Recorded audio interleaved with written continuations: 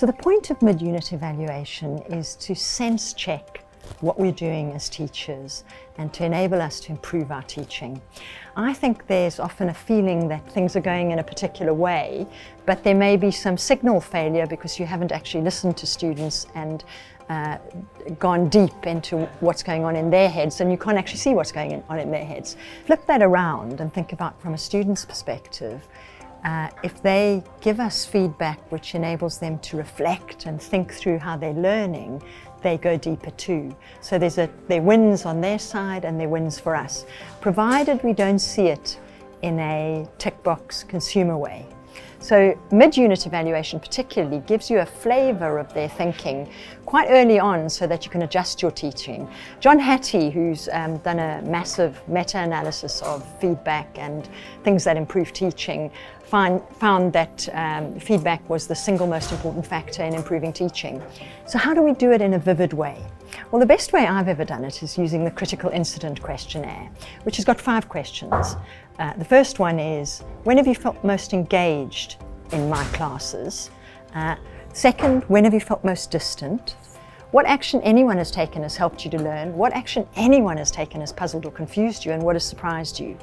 This has the benefit of getting students thinking about your learning and enabling you as a teacher to really get inside of an understanding and a sense check of how the teaching is going.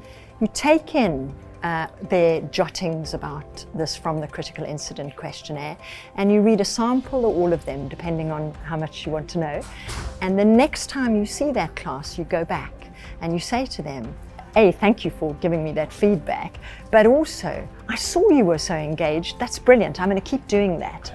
I saw you were distant, and here I think you've got 3 choices. You can say, you felt distant and you're going to have to just hang in there because you have to grit your teeth through this, because by the end of the unit you'll understand why this is quite a challenging and hard piece of the learning.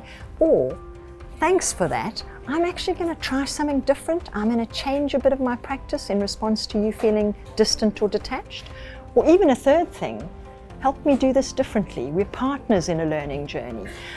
So that's really helpful. The question that really helps me is what action has puzzled or confused you, because that helps me understand where there are conceptual gaps and where the teaching hasn't quite filled in those gaps. If I'm going too fast, or if there's too much content, or if it's not quite working, I get a flavour from students. So I can take from that survey quite a lot of interesting data that enables me to adjust and change my teaching.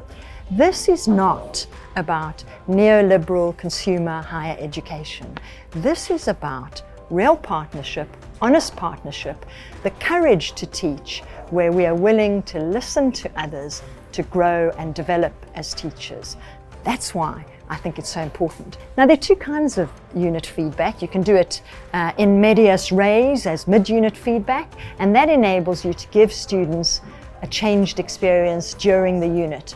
You can do it at the end of the unit, which enables you to change the course over time.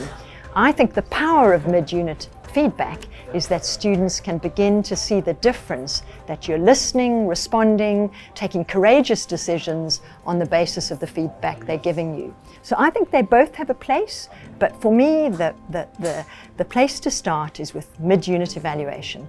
It's brilliant for your teaching.